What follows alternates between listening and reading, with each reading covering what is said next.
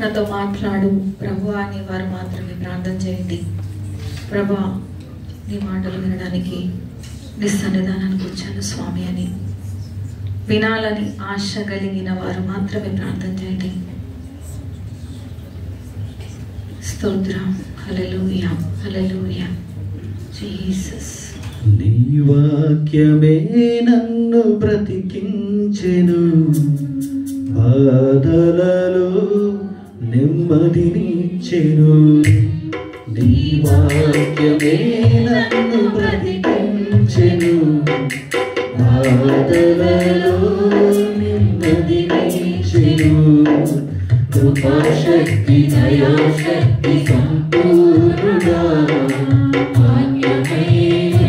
యేసు వందనమయ్యా.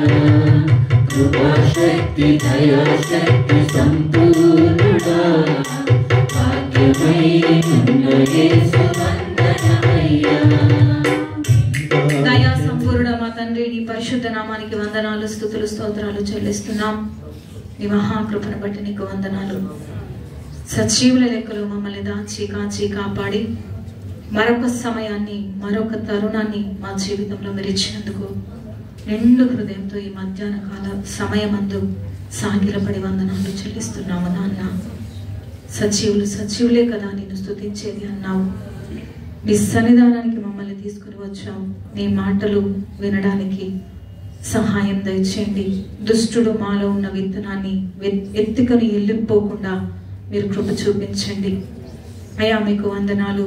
ఎంతమంది బిడ్డలు నిజంగా నీకు అప్పగించుకొని ప్రభా నువ్వు నాతో ఖచ్చితంగా మాట్లాడాలని ఆశపడ్డారో ఖచ్చితంగా వారి యొక్క హృదయాలను నీ మాటల ద్వారా మీరు సంధించుదురుగాక. సంఘము నీది, ప్రజలు నీ వారు, మేము మీద ఆశలం తండ్రి. నాకు కూడా ఒక అవకాశం ఇచ్చారయ్యా. మీరు నేను కలిసి పరిచర్య చేసే గొప్ప భాగ్యం మీరు ఇచ్చినందుకు వందనాలు చెల్లిస్తూ నాతో మా అందరితో మీరు మాట్లాడి మహిమ పొందుమని యేసు నామమున అడుగుచున్నాము తండ్రి. ఆమేన్. హల్లెలూయా. దయచేసి ఫోన్లు సైలెంట్ చేయండి.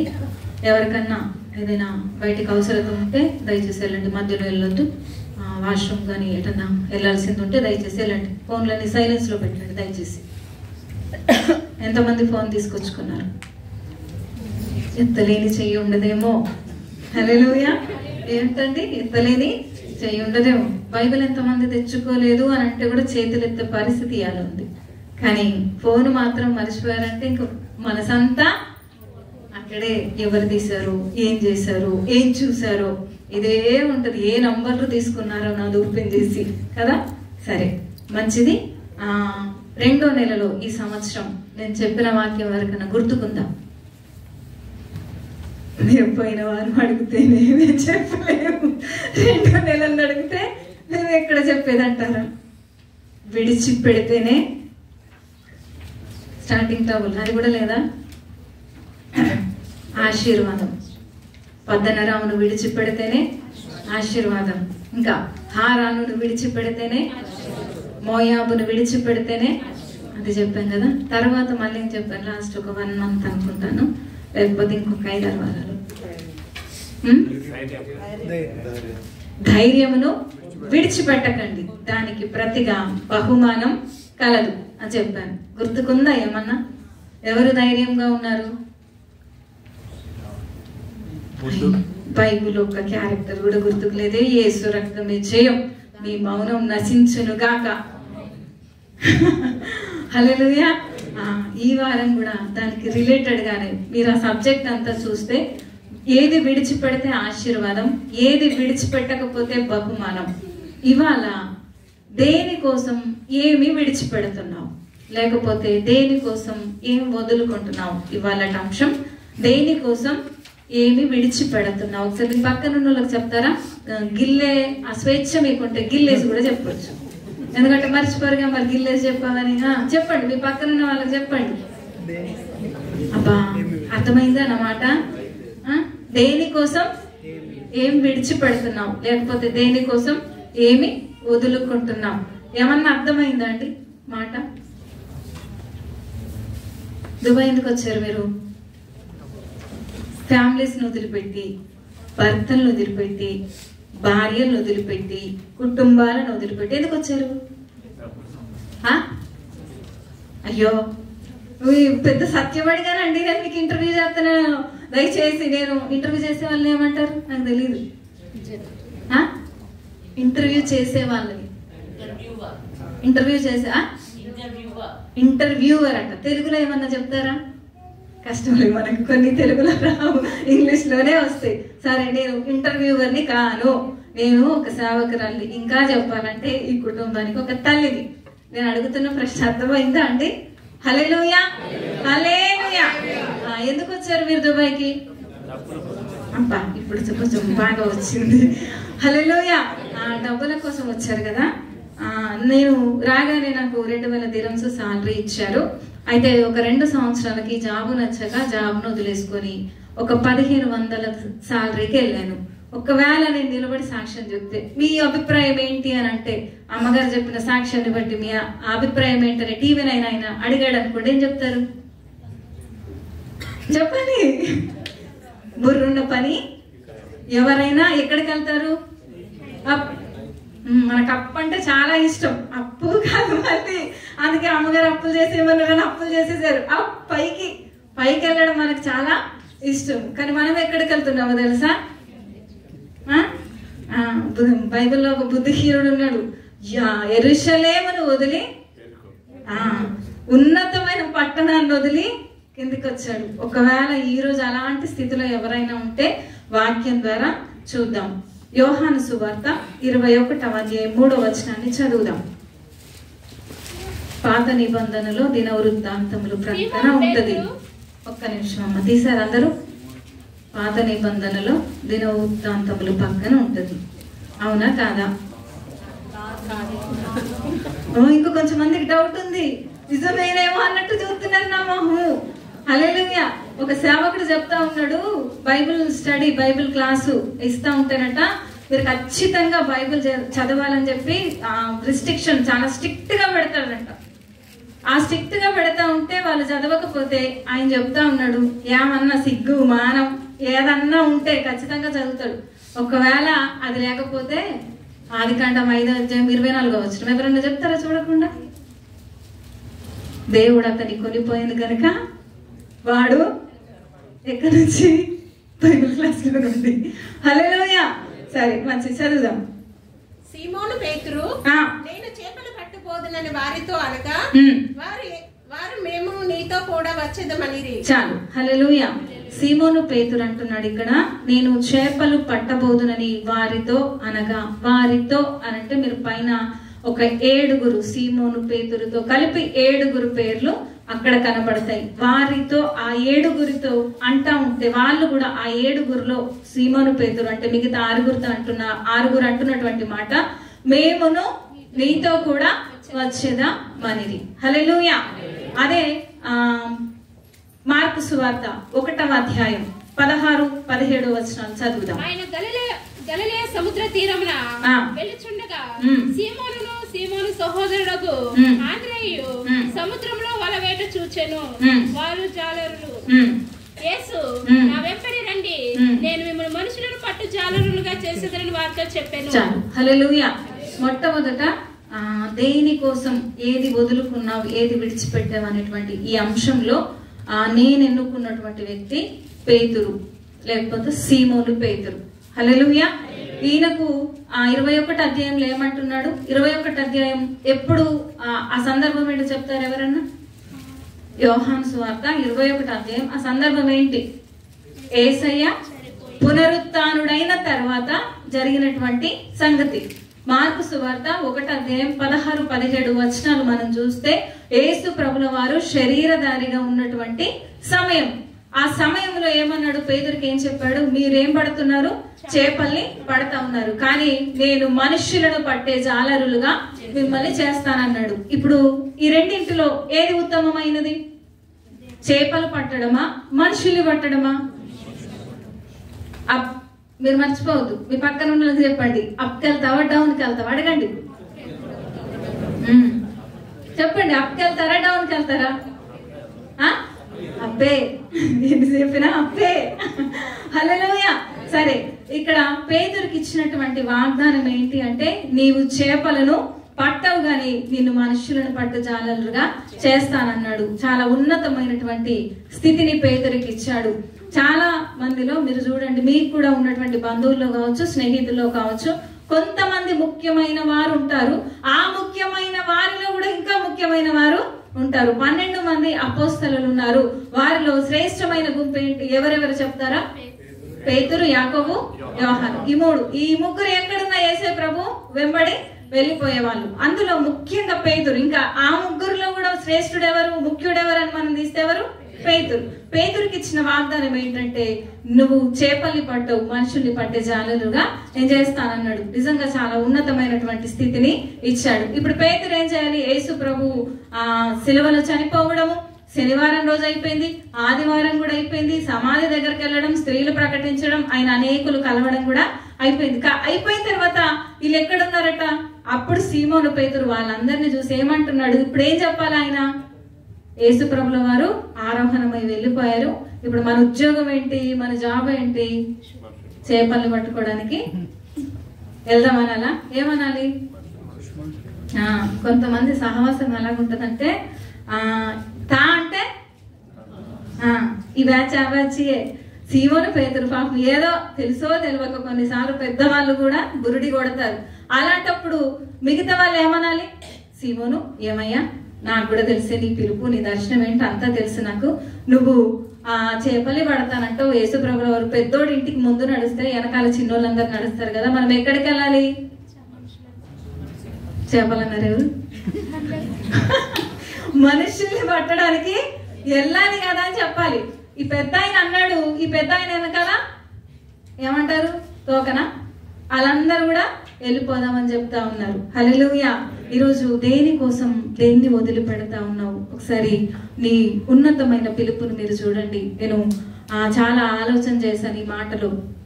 దేవుడు మీలో ఎవరికైనా బంగారం, వెండి, వెలగల రాళ్ళిచ్చి మిమ్మల్ని కొనుక్కున్నాడా? ఏమిచ్చి కొనుక్కున్నాడు? అమూల్యమైనటువంటి తన రక్తం ఇచ్చి కొనుక్కున్నాడు. సంఘంలో చేర్చబడ్డ మనము, ఆయన కుటుంబంలో చేర్చబడ్డ మనము, ఆయన శరీరంలో చేర్చబడ్డ మనము ఇప్పుడు ఏ పని చేయాలి? నా సొంత కార్యమే నేను చేసుకోవాలి. నా కుటుంబమే నా కుటుంబము. హల్లెలూయా. నమ్మిన వారి స్తోత్రాలు చెప్దామా? అబ్బా, యేసయ్య పనిలో ఉన్న మనము యేసయ్య పనే చెయ్యాలి. ఆ పిలుపుని మర్చిపోవద్దు. ఎందుకు పిలిచాడు మిమ్మల్ని అంటే, మత్తయి సువార్త 28వ అధ్యాయం 18, 19, 20 ఇద్దరిలో లెగ్గొట్టినా మీకు తెలవాలి. అయితే యేసు వారి యుద్ధకు వచ్చి, భూమి మీదను పరలోకమందును నాకు సర్వాధికారం ఇవ్వబడి ఉన్నది కాబట్టి మీరు వెళ్ళి సమస్త జనులను శిష్యులనుగా చేయుడి.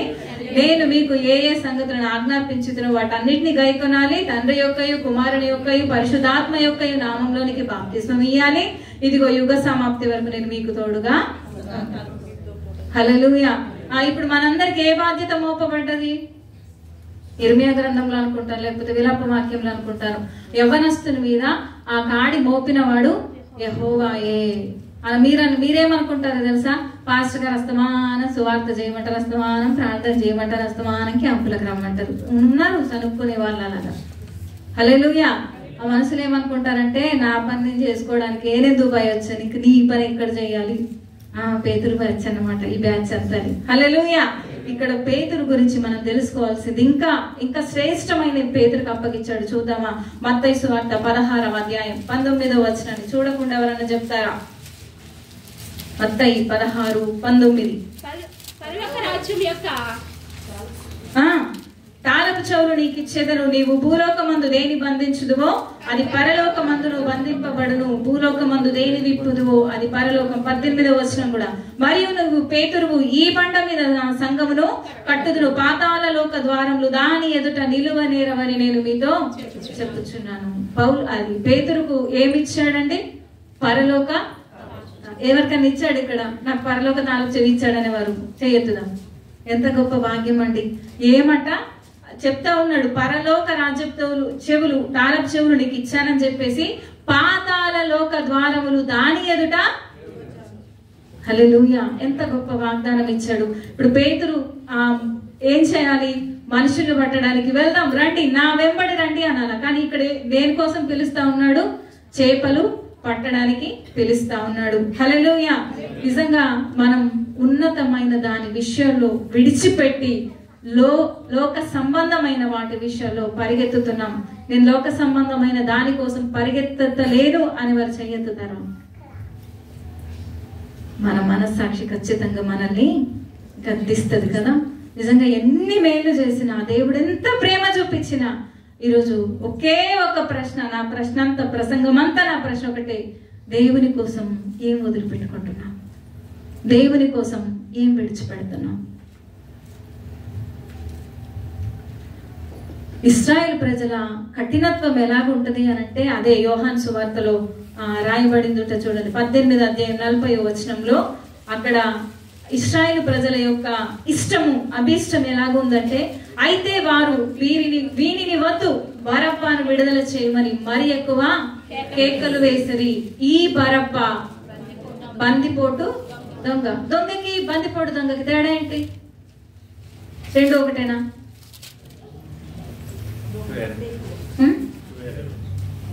ఏంటి తేడా? దొంగ చిన్న దొంగతనాలు పెరుగుతాయి, నన్ను కూడా కేటగిరీ.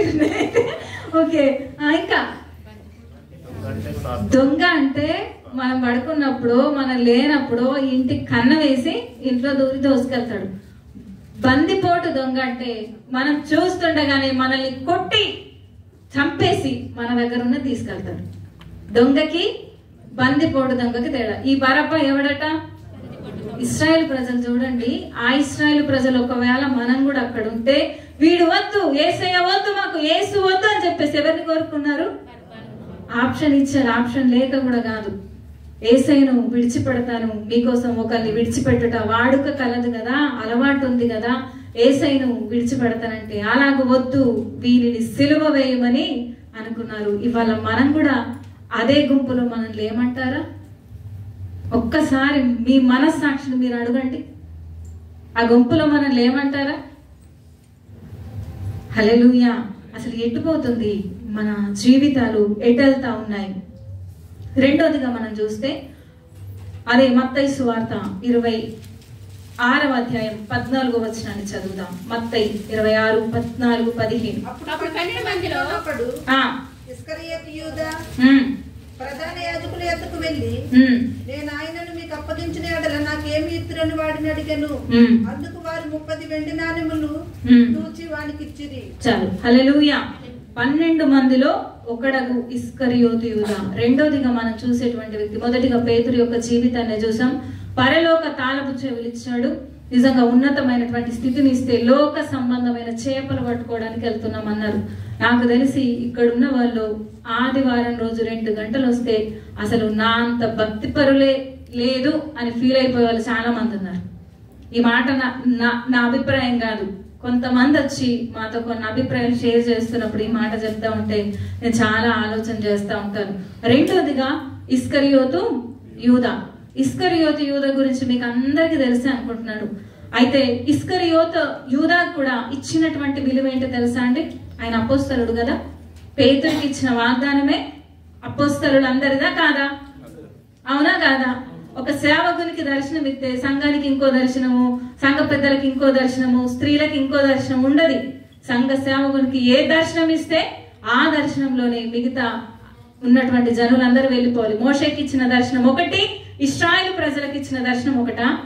ఆయనకి ఇచ్చిన వాగ్దానం ఒకటి, వీళ్ళకి ఇచ్చిన వాగ్దానం ఒకటా? మోషే వెనకాల వెళ్ళిపోవాల్సిందే. హల్లెలూయా. ఇస్కరియోతు యూదాకు ఆయనకు కూడా అపోస్తలుడుగా పేరు పెట్టారు తెలుసా? ఆయన 30 నాణాల కోసం ఏం పోగొట్టుకున్నారో చెప్తారు ఎవరన్నా? వాక్యపు వెలుగులో 30 వెండి నాణాలు కొరకు ఏం మొదలు పెట్టుకున్నాడో చెప్తారా ఎవరన్నా? బైబిల్ చూసుకోవచ్చు. ఎక్కడుంది? అపోస్తల కార్యాలు 1వ అధ్యాయం 25వ వచనాన్ని చదువుదాం.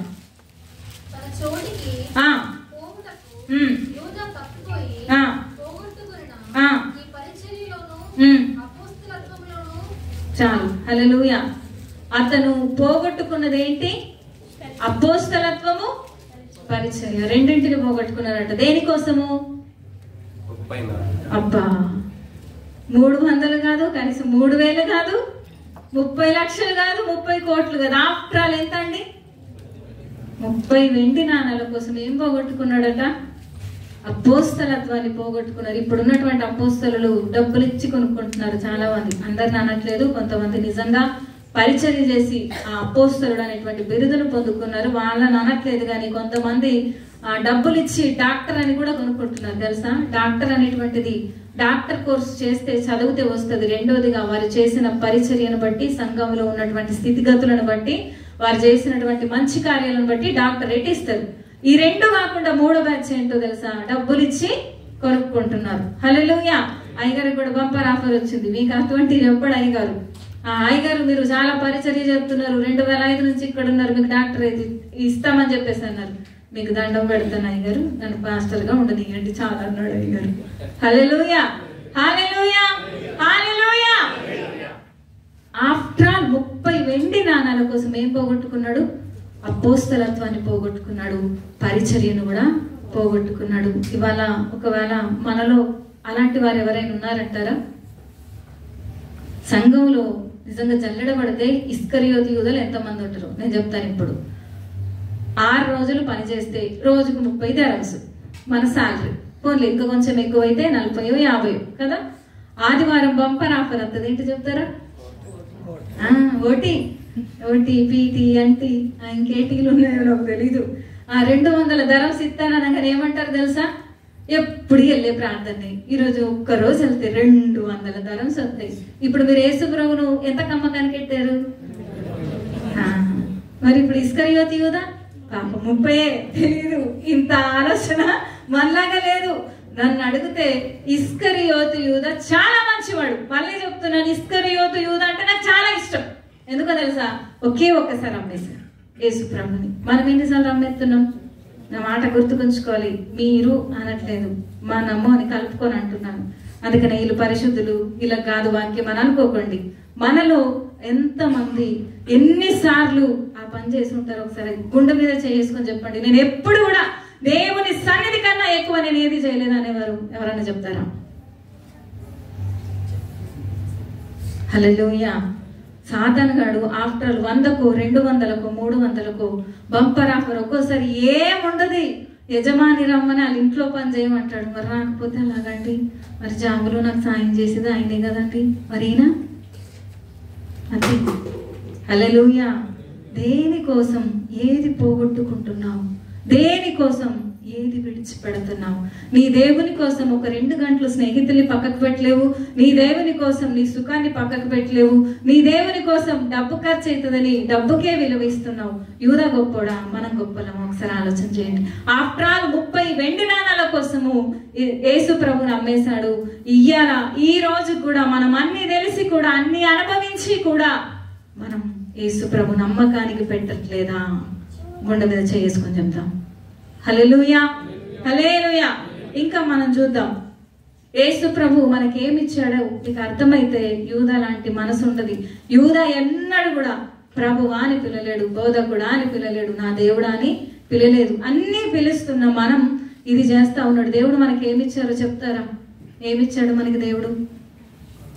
లౌకికమైనది కాదు, కనబడేటువంటిది కాదు. కనబడింది ఏమిచ్చాడు చెప్తారా? రక్షణ ఇచ్చాడు. ఎన్ని డబ్బులు ఇస్తారండి? ఎనిబడి ఎవరన్నా విలువ కట్టగలుగుతారా? ఐ విల్ పే, నేను పే చేస్తాను. మీకు ఇచ్చిన రక్షణకి మీరెంత వెలగట్టగలరు? మీకు ఇచ్చిన పరలోక రాజ్య పౌరసత్వానికి మీరెంత విలువ కట్టగలరు? ఇస్కరియోతు యూదా అమ్మేశాడు. వాడు చెట్టోడని ముద్రేసేశారు. అంతకన్నా 10 రెట్లు 100 రెట్లు మనం కాదా? పరలోక రాజ్య పౌరసత్వాన్ని ఇచ్చాడు. మనం చర్చికి వస్తా ఉంటే ఎవరైనా మీరు దేవుడి బిడ్డలరా మనం చెప్పుకోకపోయినా మన చేతిలో ఉన్న బైబిలు మనల్ని గురించి సాక్ష్యం చెప్తా ఉంది. బయట ఉన్న వాళ్ళను క్రైస్తవులని అనరు. ఇది ఎప్పుడు మన చేతిలో ఉంటుందో మనల్ని క్రైస్తవులు అంటున్నారు. అంతకన్నా గొప్ప భాగ్యం ఏం కావాలండి? ఇశ్రాయేలు నీ భాగ్యము ఎంత గొప్పది. దేనికోసం ఏది వదిలిపెట్టుకుంటున్నావు? బంధువులు వస్తే యేసయ్యను వదిలిపెట్టేసి వాళ్ళకి సేవ చేస్తున్నావే. చుట్టీలు వస్తే బయట ప్రపంచం కోసం దేవుని వదిలిపెడుతున్నావే. ఇస్కరియోతు యూదా కంటే ఎక్కువ వారం మనం గామా? ఒకవేళ మీ మనస్సు ఏదైనా గద్దించబడితే దేవునికి స్తోత్రం, నన్ను తట్టుకున్నా పర్వాలేదు. హల్లెలూయా. ఇంకా మనం చూద్దాం సంఖ్యాకాండం 32వ అధ్యాయం 1 నుంచి 5 వచనాలు. సంఖ్యాకాండం 32.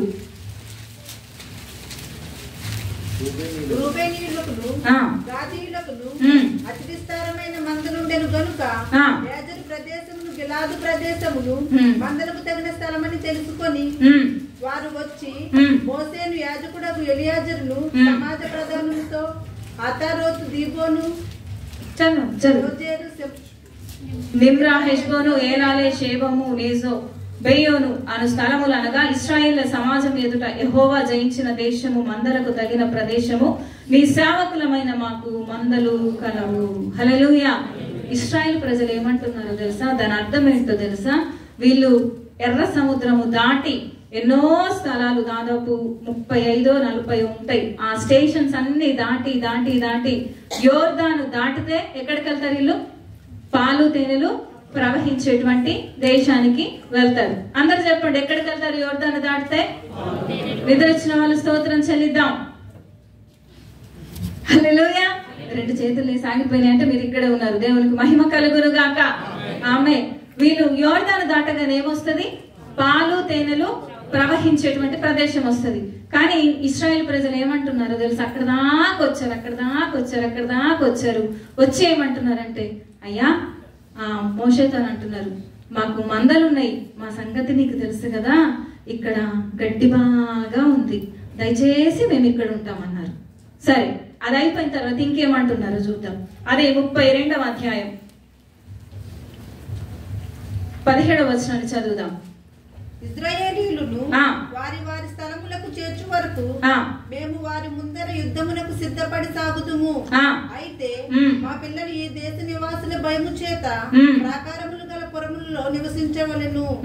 ఇశ్రాయేలీయుల్లో ప్రతివాడును తన తన స్వాస్థ్యమును పొందు వరకు ఈ ఇండ్లకు తిరిగి రాము. హల్లెలూయా. ఎంత మంచి బ్యాచ్ అంటే మేము రామని చెప్పారు.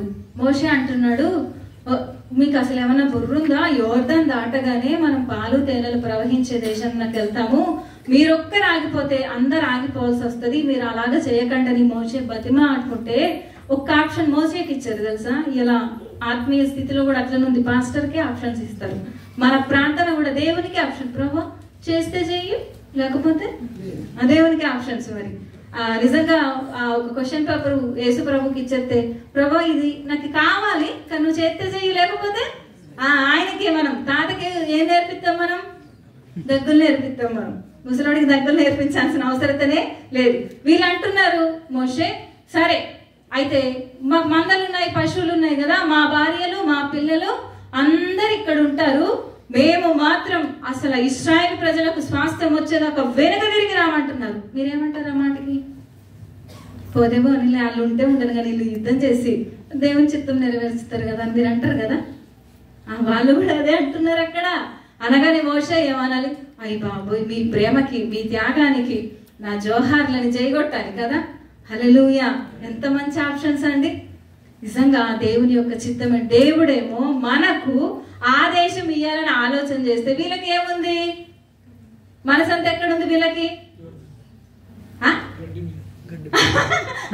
అది పాయింట్, అది రావాలని గట్టి మీదనే ఉంది. ఇప్పుడు మన బుద్ధి ఎక్కడుంది? ఆయన ఏమంటున్నాడు? ఒరే 60, 70, 80 సంవత్సరాలు నువ్వు జీవిస్తావు, మహా అయితే 100. దయచేసి ఎవరన్నా కులుకోకండి, అయ్యి బాబాయ్ 70 డిసైడ్ చేసిందని నన్ను తిట్టుకోకండి. 100 పోన్లే 150. అంబానీ భార్య అంటదట, నీతా అంబానీ మా పేరు. ఆమెను అడుగుతున్నట్టు ఇంటర్వ్యూలో 150 సంవత్సరాలు జీవించాలని నాకు ఆయుష్ ఉందట. అమృతం ఎక్కడ ఉందో నేను కూడా సెర్చ్ చేస్తున్నాను, నేను కూడా వెళ్ళి తీసుకుంటాను. హల్లెలూయా.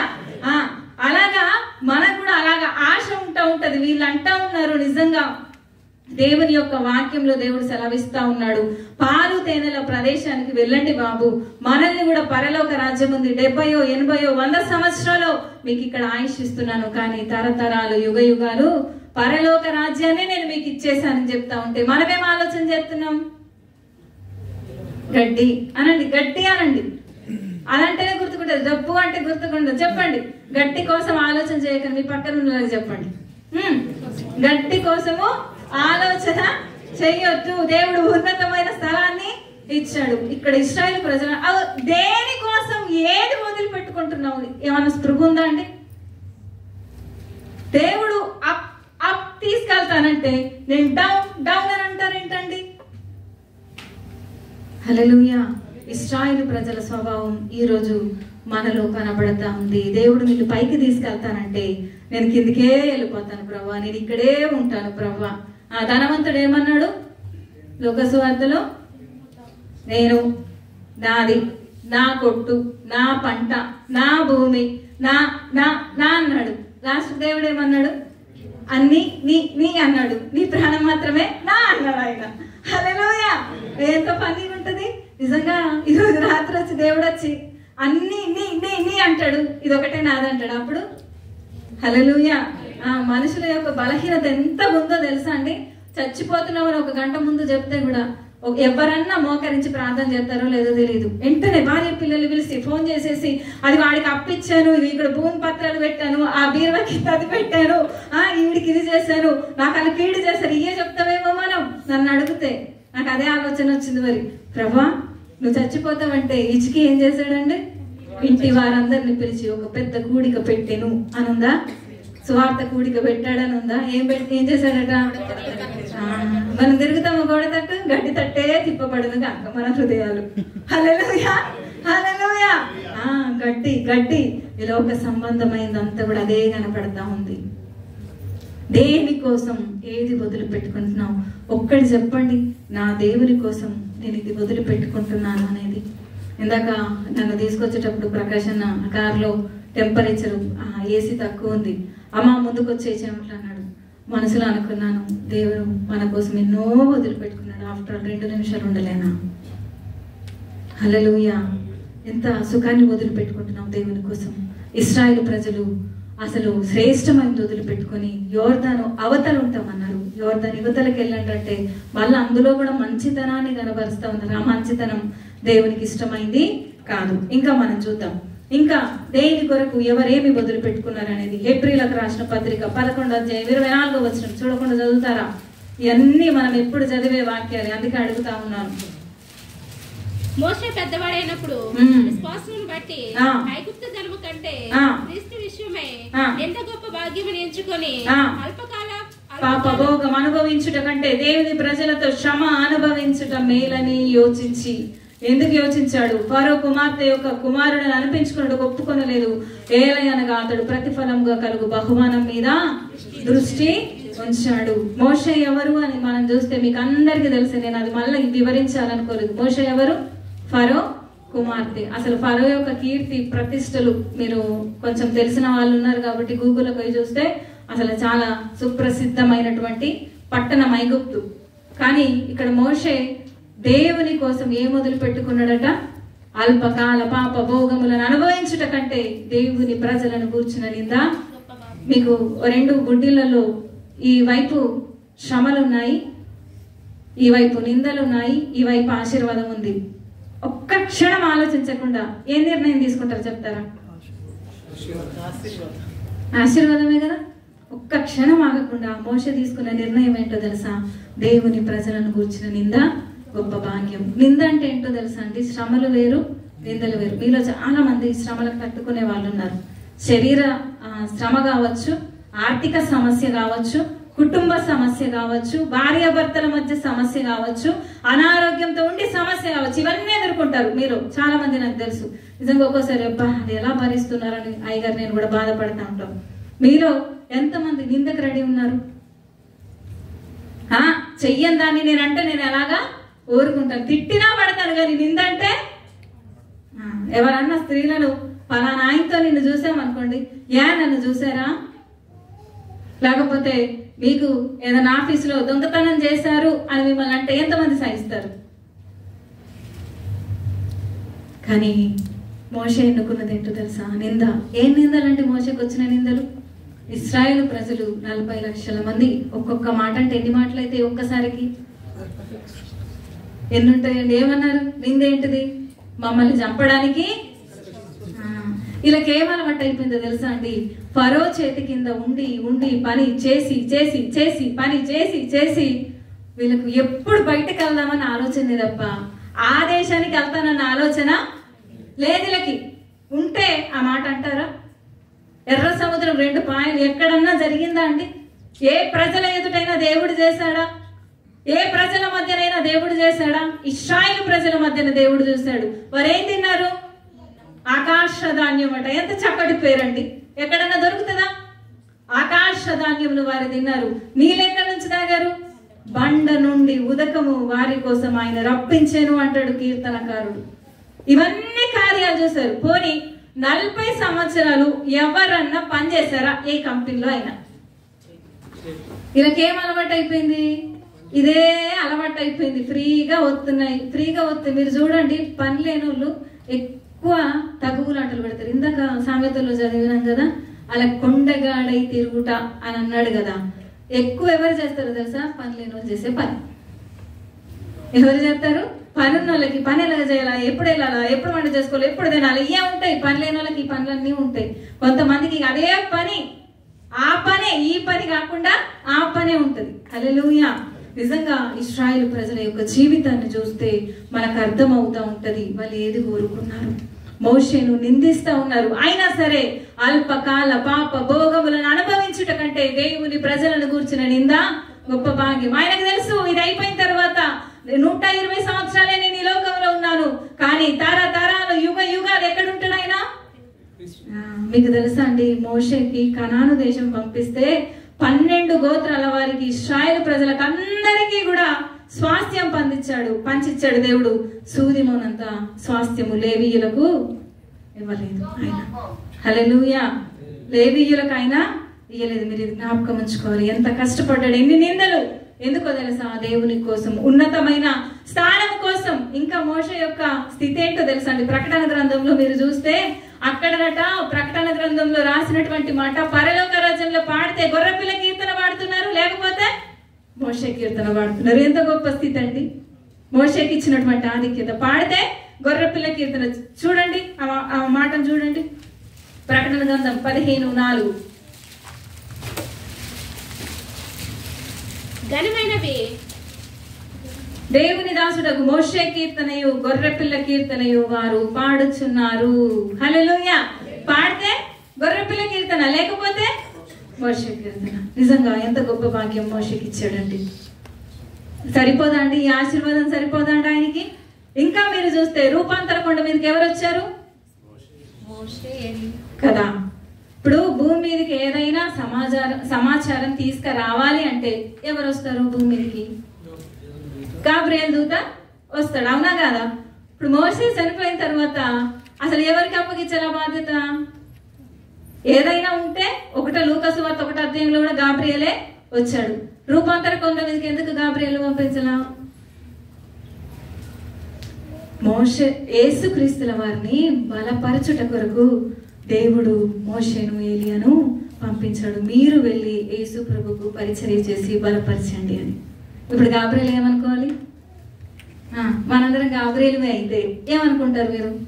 ఇప్పుడు నాకే అవసరతున్నా నన్నే ఆడుకున్నారు.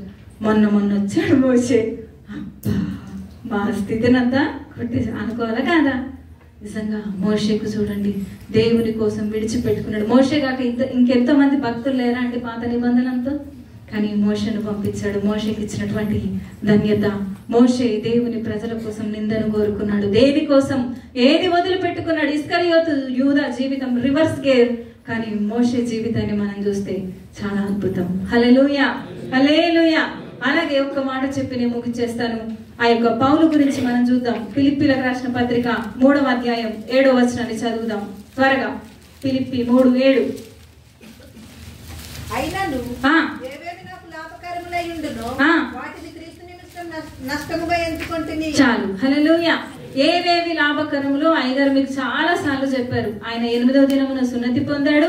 బెన్యామీను, యూదా వంశము, రోమా పౌరసత్వాన్ని కలిగి ఉన్నాడు. పరిసయ్యుడు, గొప్ప శాస్త్రి, ఎన్నో ఆధిక్యతలు కలిగి ఉన్నాడు. దేవుని కోసమట. అయినను ఏవేవి నాకు లాభకరములయ్యుండెను వాటిని క్రీస్తు నిమిత్తం. హల్లెలూయా! మీరు దేవుని కొరకు ఏది నష్టపరుచుకున్నారు చెప్తారా? ఒక్కటి చెప్పండి. దేవుని కొరకు నేను ఇది నష్టపరుచుకున్నాను. ఒక త్రాగుబోతు వచ్చి స్టేజ్ మీద నిలబడి పాస్టర్ గారు చెప్తా ఉన్నారు, ఇప్పుడు గొప్ప సాక్ష్యాన్ని వింటారని.